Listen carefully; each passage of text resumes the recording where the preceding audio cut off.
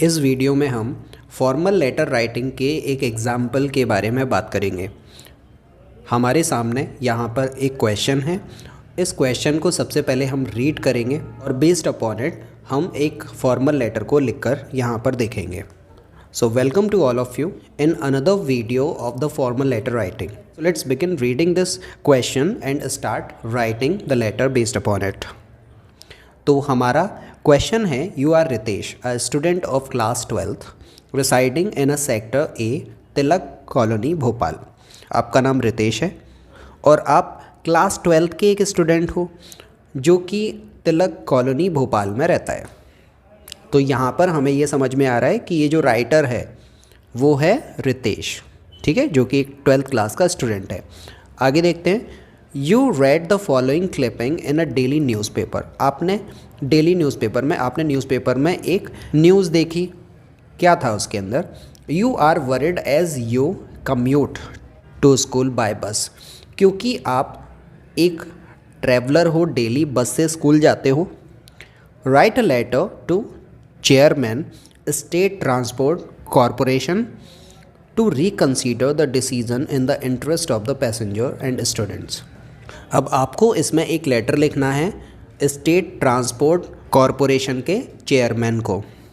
आपकी कंप्लेन ये है, आपकी रिक्वेस्ट ये है कि जो बस का किराया, जो फेयर है, वो इंक्रीज़ हो गया है, जिसकी वजह से आम जो लोगों को, जिनका इकोनॉमिक बैकग्राउंड उतना अच्छा नहीं है, स्पेशली फॉर स्टूडेंट, उनको इससे काफ़ी ज़्यादा दिक्कत होने वाली है because of the increasing fair. तो आप उनको एक लेटर लिखोगे कि ये जो किराया बढ़ाने का जो डिसीज़न है, जो बस का फेयर इंक्रीज़ हुआ है, उसे एक बार फिर से रिकन्सिडर करें, उस पर विचार करें, और बेहतर होगा कि मतलब इस डिसीज़न को होल्ड करके रखें ताकि लोगों को असुविधा ना हो। जैसा कि हम यहाँ पर देख सकते हैं, किसी अथॉरिटी को, जैसे कि हमारे सामने दिया हुआ है chairman of state transport corporation, इनके चेयरमैन को लेटर लिखना है। और आप एक 12th क्लास के स्टूडेंट हो, इसका मतलब यहाँ से हमें साफ समझ में आ रहा है कि लेटर हमारा फॉर्मल है। रितेश एक चेयरमैन को लेटर लिख रहा है, राइट।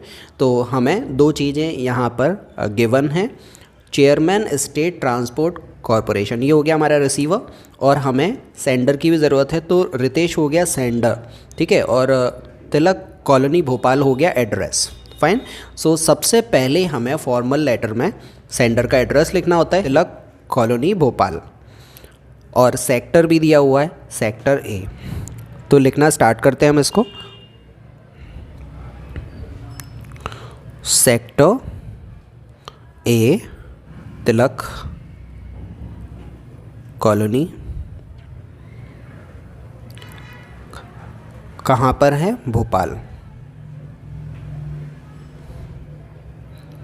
इसके बाद में फिर हम एक लाइन का स्पेस रखेंगे और फिर लिखेंगे हम डेट 17 नवंबर 2022। फिर से हम एक लाइन का स्पेस रखेंगे, रिसीवर का एड्रेस लिखेंगे। तो रिसीवर मतलब जिसको लिखा जा रहा है, द चेयरमैन, द चेयरमैन। अब चेयरमैन जिस ऑर्गेनाइजेशन के साथ में एसोसिएटेड हैं, इसको एड्रेस करना है, that is state transport corporation. तो यहाँ लिख देंगे स्टेट ट्रांसपोर्ट। फिर इसके बाद में आता है सब्जेक्ट।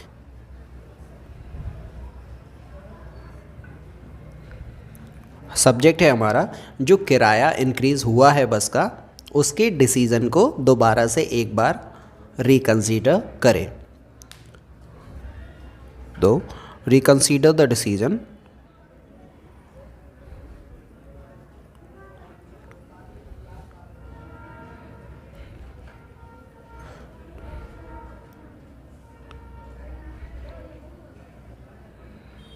ऑफ इंक्रीजिंग बस फेयर। ये सब्जेक्ट हो गया हमारा। अब नेक्स्ट हम लिखेंगे सैल्यूटेशन। सैल्यूटेशन के लिए हम रिस्पेक्टेड सर, या फिर मैम, जो आपको लिखना है वो लिख सकते हो। इसके बाद में फिर हम नॉर्मल टेक्स्ट लिखना स्टार्ट करेंगे। तो यहाँ पर जो हमें लिखना है वो हम लिखेंगे कि मैं तुम्हारा ध्यान आकर्षित करना चाहूँगा। तो I would like to draw your attention. अब किस चीज़ की ओर ध्यान आकर्षित करना है? टुवर्ड्स बस का किराया जो कि इंक्रीज़ हुआ है उसके ऊपर। हाइक इन बस फेयर। हाइक का मतलब होता है किराए का या फिर किसी का दाम इंक्रीज़ हो जाना, उसको हम बोलते हैं हाइक। तो इस लाइन का मतलब ये हुआ कि मैं आपका ध्यान आकर्षित करना चाहूँगा ये जो समस्या है, जो बस का किराया है जो इंक्रीज़ हुआ है उसकी ओर, जिसकी वजह से हुआ क्या है कि हम समस्या का सामना कर रहे हैं जिसने हमें परेशानी में डाल दिया है। दैट हैज़ ट्रबल्ड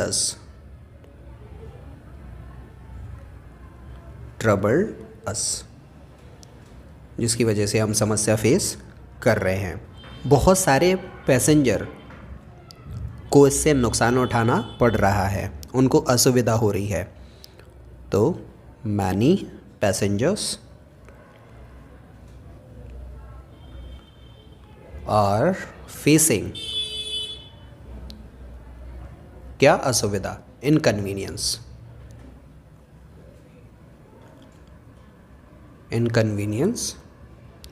इसकी वजह से किराया जो इंक्रीज़ हुआ है ड्यू टू इट, इसकी वजह से। अब इनको दिक्कत हो क्यों रही है? क्योंकि बहुत सारे जो पैसेंजर्स हैं जो इस बस में ट्रैवल करते हैं वो एक मिडिल फैमिली से मतलब मिडिल क्लास फैमिली से बिलोंग करते हैं, मिडिल क्लास बैकग्राउंड है उनका। तो इसमें हम लिखेंगे मोस्ट ऑफ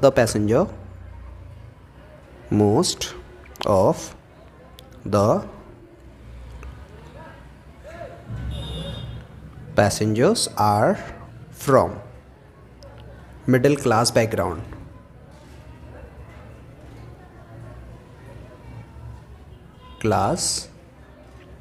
इसीलिए उनको समस्या का सामना करना पड़ रहा है। फेसिंग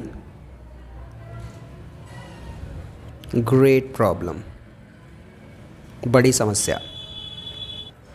इसलिए मैं आपसे इस चीज़ के लिए रिक्वेस्ट करूंगा कि जो डिसीज़न बस का फेयर इंक्रीज़ करने का आपके डिपार्टमेंट ने लिया है उसे प्लीज़ एक बार फिर से रिकंसीडर करो, उसके ऊपर एक बार फिर से विचार करो। तो यहाँ हम लिखेंगे so I request you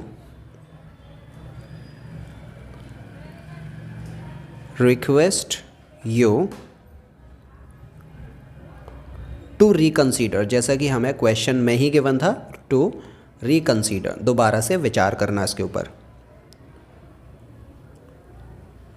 reconsider the decision. अब अगर इसके ऊपर कोई डिसीजन लिया जाता है तो ये सारे के सारे कम्यूटर्स जो पैसेंजर है उनके हक में होगा, उनके लिए अच्छा होगा। लेकिन अगर इसको इग्नोर किया जाता है इस मैटर को तो ये सभी के लिए एक सीरियस प्रॉब्लम होगी। तो सभी लोग एक साथ में आकर एक अनशन या फिर एक हड़ताल भी कर सकते हैं इस डिसीज़न के अगेंस्ट। तो यहाँ पर हमें ये भी लिख देना है, एक थोड़ा सा एक वार्निंग सेंस में हमें लिखना है यहाँ पर अदरवाइज देयर मे बी। हमें धमकी नहीं देनी लेकिन फिर भी अपनी बात को थोड़ा सा एक स्ट्रांगली रिप्रेजेंट करके लिखना है। देयर मे बी मास, मतलब बहुत बड़ी तादाद में अनशन होगा। अनशन को हम बोलते हैं एजिटेशन।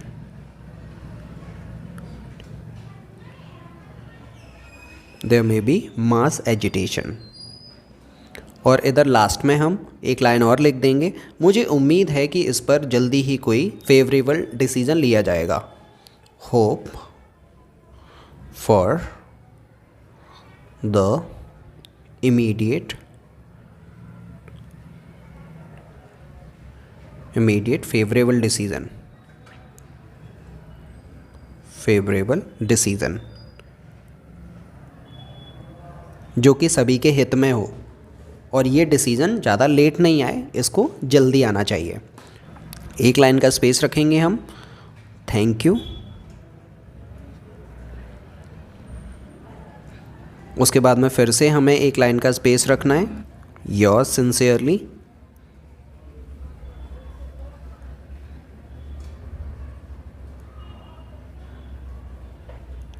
नेम क्या था? रितेश, जिसने ये लेटर लिखा है, राइटर्स नेम। सरनेम हमारे सामने गिवन नहीं था, इसलिए हम इसका नेम ऐसे ही लिख देंगे। तो ये हुआ हमारा कंप्लीट लेटर, जिसे हमने इस एग्जाम्पल से फॉर्म किया है।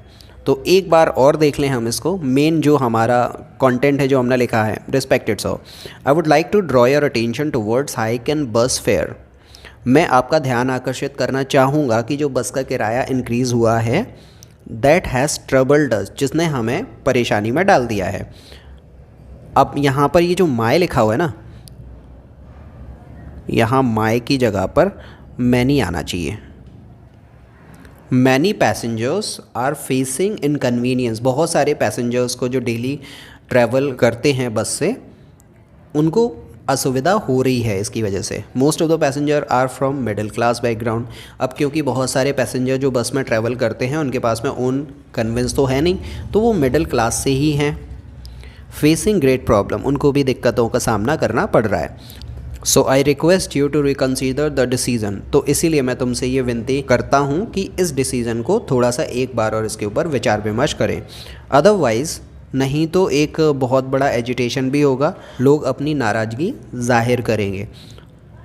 Hope for the immediate favourable action, मुझे ऐसी उम्मीद है कि इस पर जल्दी ही कोई ऐसा डिसीजन लिया जाएगा जो सभी के फेवर में हो। So this is it from this letter. Hope that कि ये एग्ज़ाम्पल आपको अच्छे से समझ में आया होगा और ये आपके लिए हेल्पफुल रहे। I wish you all the very best. Till then, very good bye to all of you. I will be bringing some more example of the formal informal letter like this. इसलिए अगर ये video आपको पसंद आया तो like करो, इस video को अपने नीडी फ्रेंड के साथ में शेयर कर सकते हो ताकि उनकी भी हेल्प हो सके लेटर को कैसे लिखना है उसमें, और इस चैनल को आगे ऐसे ही वीडियोस देखने के लिए सब्सक्राइब कर लो। So thank you very much for watching this video, staying with me.